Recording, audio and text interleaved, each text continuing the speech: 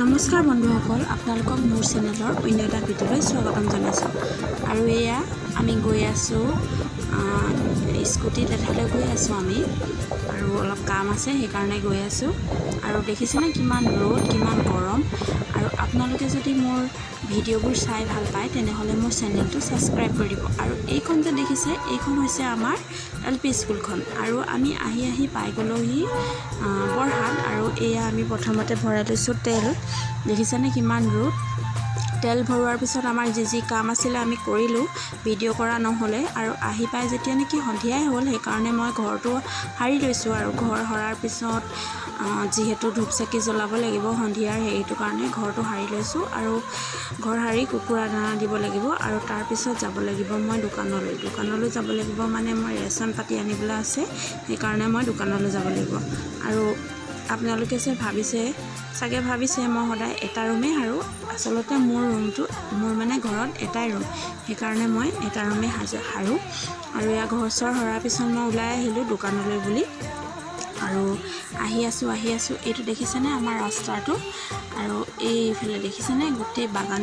আমাৰ আচলতে গাঁওখনৰ ওচৰতে টি ফেক্টৰীটো আছে, সেইকাৰণে আমাৰ ইয়াত মানে অঞ্চলটোত বেছিভাগ বাগানেই আছে।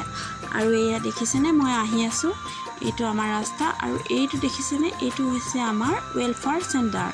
আৰু এইখন হৈছে আমাৰ বৰুৱানগৰ ফিল্ডখন। আৰু ইয়াতে বহুত বিভিন্ন ধৰণৰ অনুষ্ঠানবিলাক হৈ থাকে।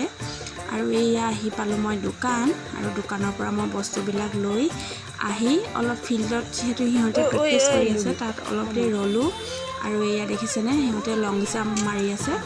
আৰু ৰুমলৈ আহি পেলাই গা পা ধুই পেলাই এয়া মই ভগৱানৰ ওচৰত ধূপ ধূনা জ্বলাই লৈছোঁ।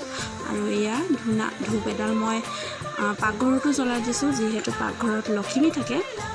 আৰু এয়া ধূপ ধূনা জ্বলোৱাৰ পিছত মই বনালোঁ চাহৰ লগত খাবলৈ বনাইছোঁ দাইলৰ পকৰি। এয়া গাখীৰ চাহ বনাইছোঁ।